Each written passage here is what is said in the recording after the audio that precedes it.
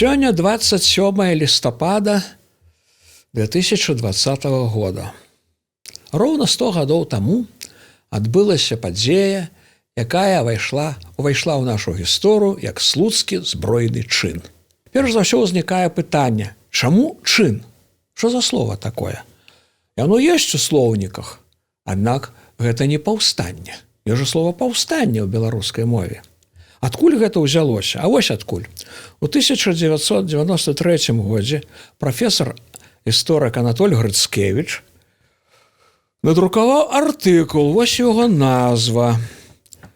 Слуцкае паўстанне 1920 года.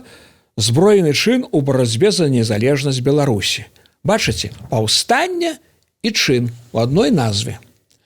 Чын, як я высветліў, гэта ў сэнсе выступ. Паўстанне адно, выступ нешта іншае.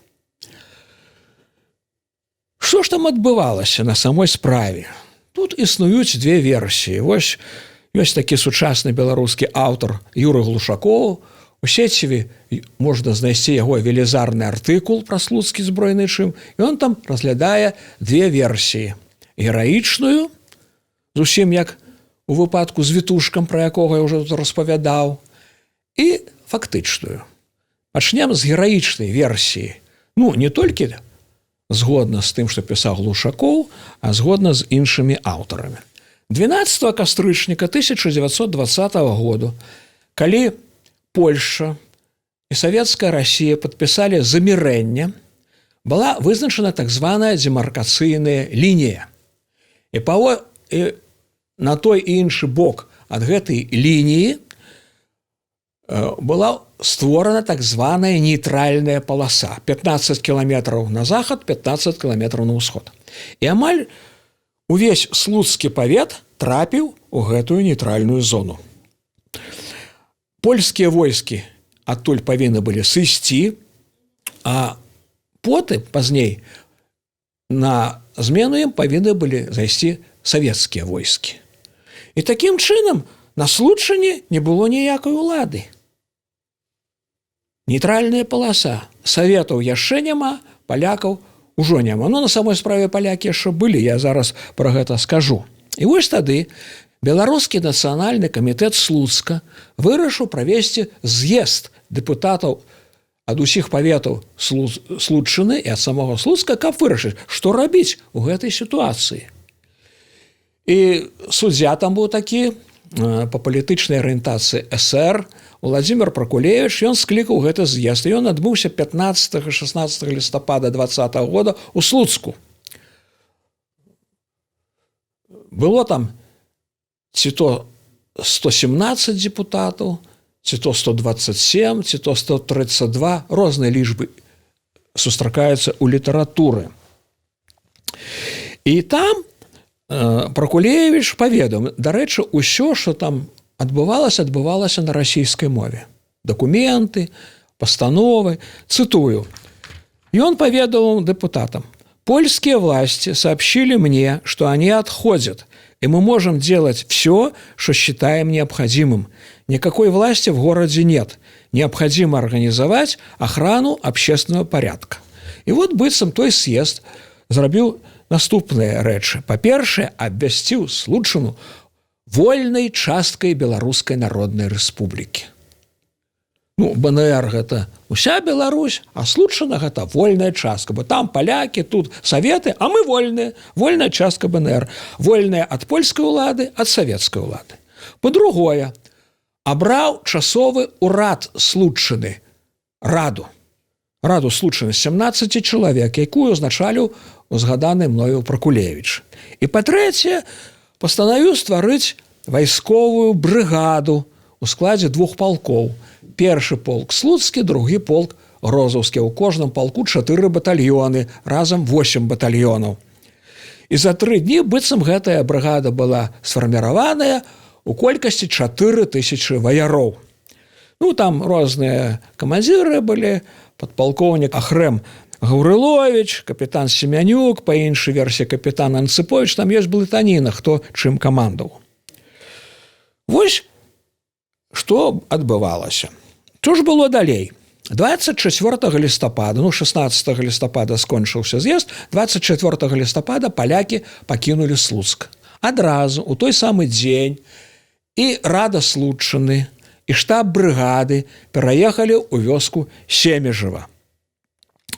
А 7 снежня, пазнаўшы, што аддзелы чырвоных увайшлі ў нейтральную зону, а яны вайшлі туды па дамове з польскім вайсковым камандаваннем, каб пераследаваць брадзячыя групоўкі балахоўцаў. Яны так, выведка чырвоных так данесла ў штаб 16-й арміі чырвоных, што вось гэтыя ўзброеныя слачакі – гэта брадзячыя групоўкі балахоўцаў. Ніякіх балахоўцаў там не было. Булак Балаховіч тады здзейсніў паход на Мазыр, як мы ведаем, на Петракаў. Не было там балахоўцаў. І пазнаўшы пра гэта, 7 снежня штаб брыгады і рада перабраліся з Семежава ў вёску Подчыцы. А 15 снежня яны перабраліся ў вёску Грыцевічы. А 28 снежня прыблізна 1500 случакоў перайшлі раку Лань, якая з таго моманту была ўжо пагранічная, і там былі інтэрніраваныя. А як жа змаганне? Прафесор Грыцкевіч у сваім артыкулу напісаў, што з 27 лістапада па 28 снежня, калі апошнія пакінулі Случчыну, ішлі цяжкія баі паміж чырвонымі і случакамі. Аднак ніякіх падрабязнасцей у яго няма. Абсалютна. Ішлі баі ўсё. А я ў студзені 2011 года выдаў вось гэтую кнігу. Это кніга кандыдата гістарычных навук Ніны Стужынскай «Беларусь мяцежная. Гісторыя ўзброенага антысавецкага супраціву ў 20-е гады». Яна тут разгледзела і слуцкае паўстанне, ці слуцкі збройны чын вельмі падрабязна, і змаганне партызанаў Зялёнага дуба была такая арганізацыя вельмі цікавая, пра якую мала хто што ведае. І яна апіралася ў сваім даследаванні на дакументы і на ўспаміны удзельнікаў і тых падзей і гэтых. Дакументы гэты з архіву КДБ беларускага. У 90-е гады яна туды яшчэ мела доступ. У 90-е гады пісала кніжку, бо гэта ўжо другое выданне кніжкі. І ўспаміны друкаваліся ў свой час у розных беларускіх выданнях. І вось яна там піша, што пералічвае, што узброеныя сутычкі случакоў з чырвонымі адбыліся 27 лістапада, першае, чаму мы кажам 27 лістапада, 30 лістапада, 10, 12, 17 і 19 снежня. Усё. Аднак ёсць і іншыя сведчанні. Антон Солакаў-Куталоўскі быў такі капітан. Ён з 2 снежня камандаваў слуцкай брыгадай. А да гэтага часу ён камандаваў адным з батальёнаў у 1-м палку, слуцкім.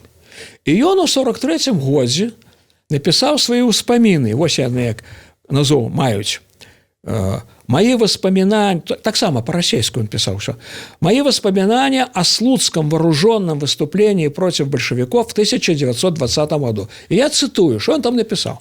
По-першае, ніякага паўстання ў слуцкім павеце не было, бо там не было ніякай улады, ні савецкай, ні польскай. Ну, ён меў на ўвазе тое, што паўстання супраць кагосьці, а тут няма ніякай улады. Таму выступа, а не паўстання. По-другое, галоўнае, когда нам стало известно, что Красная Армия 22 ноября, согласно условиям договора о перемирии, начала приближаться к демаркационной линии города Слуцка, бригада вслед за польским войском начала отходить на запад к шоссе Слуцк-Романово на большом расстоянии от советских войск.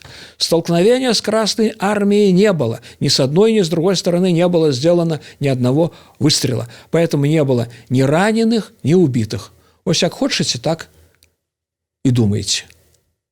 Я асабіста больш веру Соколу Кутуловскому, бо ні Грыцкевіч, ні Стужынская там не былі і нічога сваімі вачыма не бачылі. І ўсе тыя, што крычаць, што гэта былі героі, таксама чыталі нейкія артыкулы. А Сокол Кутуловскі там быў.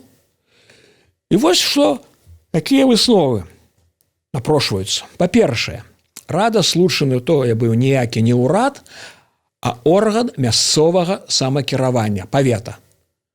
Была рада Случчыны, но не ўрад, ВНРаўскі тым больш. Гэта было самакіраванне слуцкага павету. Па-другое, дэлегаты з'езда і чальцы абраны рады былі зусім не дурныя, і яны добра разумелі, што так званая вольная Случчына будзе існаваць да таго моманту, пакуль сюды не прыйдуць саветы. І тады ўся іх вольнасць скончыцца.